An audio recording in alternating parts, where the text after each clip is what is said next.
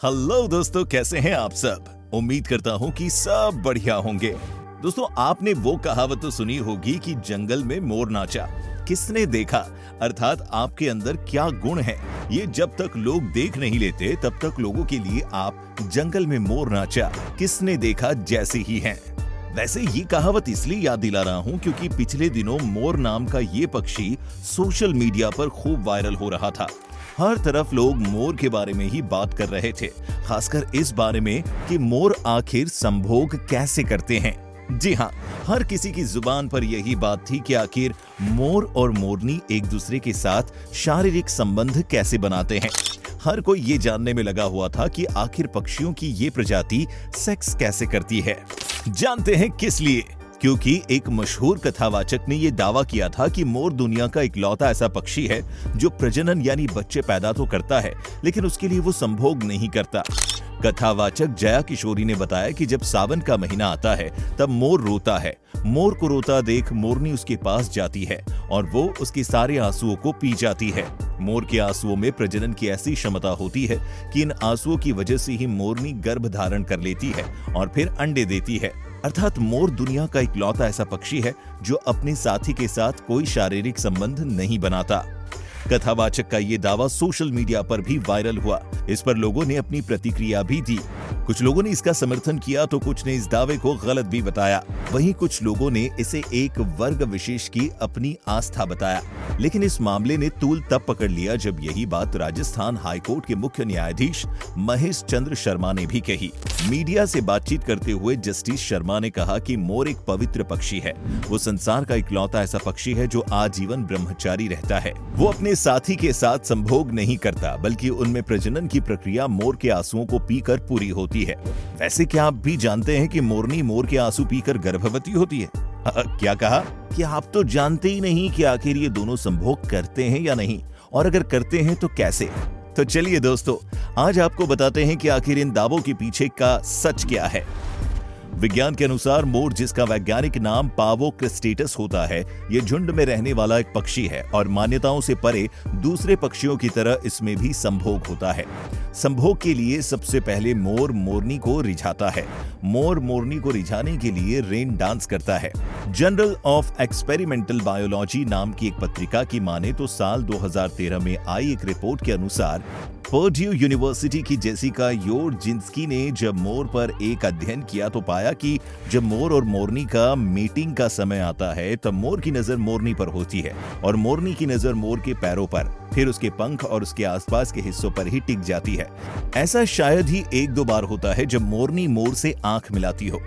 मोर अपनी साथी को चुनता है और फिर वो अपने पंख फैलाकर डांस करने लगता है। इस बीच अगर मोरनी मोर के डांस से संतुष्ट होती है तो वो जमीन पर बैठ जाएगी।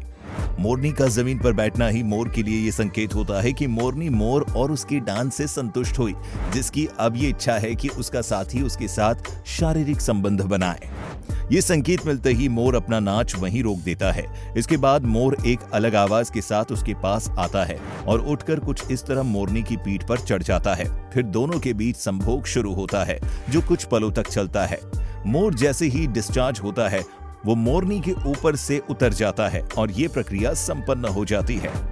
दोस्तों, जेसिका योरजिंस्की ने अपनी रिपोर्ट में यह भी बताया कि संभोग की क्रिया के पहले मोर द्वारा निकाले जाने वाले आवाज ने भी जीव वैज्ञानिक को चकित किया कि आखिर मोर ऐसा करता क्यों है, क्योंकि ये मोर के शिकारियों को भी आकर्षित कर सकता है।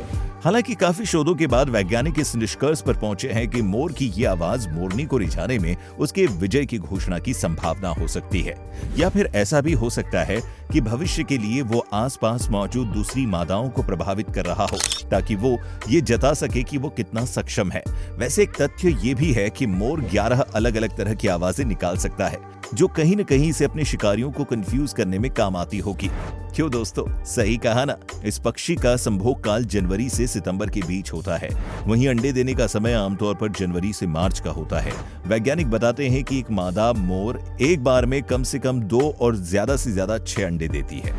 अंडे देने के बाद मोरनी उन पर बैठ जाती है और करीब 28 दिनों की हैचिंग के बाद एक मोर का बच्चा अंडों से बाहर आता है। जन्म के समय इस अंडे का वजन करीब 103 ग्राम होता है और मोर का बच्चा अपने जन्म के एक ही दिन बाद से चलने फिरने पानी पीने और खाना खाने लायक हो जाता है। दोस्तों, मोर उन चंद पक्षियों में से एक होता है जो न चाहते हुए अपने अंडों को नुकसान भी पहुंचा देता है।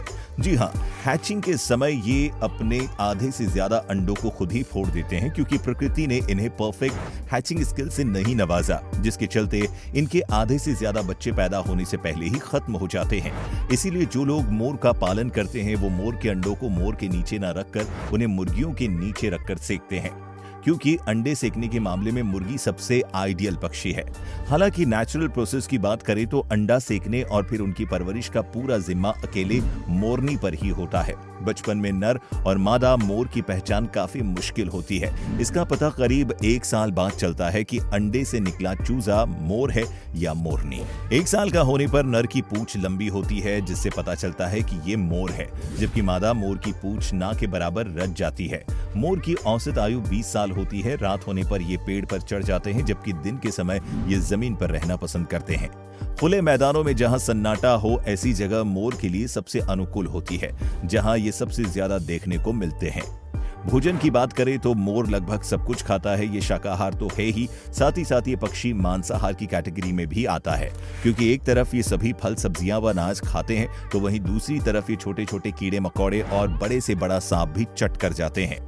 मोर की रफ्तार 16 किलोमीटर प्रति घंटा होती है। इस रफ्तार से ये भाग तो सकते ही हैं, ये पक्षी इतनी ही रफ्तार से उड़ भी सकता है। इसीलिए ये धरती का सबसे बड़ा उड़ने वाला पक्षी भी कहा जाता है।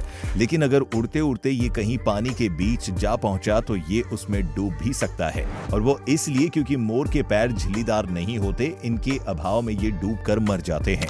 आपने अलेक्जेंडर द ग्रेट का नाम तो सुना ही होगा। कहा जाता है कि राजा सिकंदर मोर का काफी शौकीन था। जब उसने पहली बार मोर देखा तो वो इसकी खूबसूरती से बड़ा प्रभावित हुआ। सिकंदर ही वो व्यक्ति था जो मोर को यूनान लेकर गया, जिसके बाद मोर दुनिया भर में फेमस होता चला गया। वहीं बात करें भारत की, तो भारत के इतिहास में भी इस पक्षी की जगह काफी महत्वपूर्ण है, जिसके तार मॉडर्न हिस्ट्री से लेकर हिंदू धर्म तक जुड़े हुए हैं। और शायद यही वजह है जिसके चलते कुछ लोग इस पक्षी को अपने पाखंड के लिए इस्तेमाल करने का प्रयास करते हैं, और अफसोस कि उसमें सफल भी हो जाते हैं। भारत के इतिहास के सबसे बड़े साम्राज्य मौर्य का राष्ट्रीय चिन्ह मोर ही था। चंद्रगुप्त मौर्य के राज्यों में जो सिक्के चला करते थे, उनकी एक तरफ मोर ही छपा हुआ था। दोस्तों, ये तथ्य ही काफी है कि भारत की धरती पर मोर की क्या वैल्यू थी और क्या रहेगी।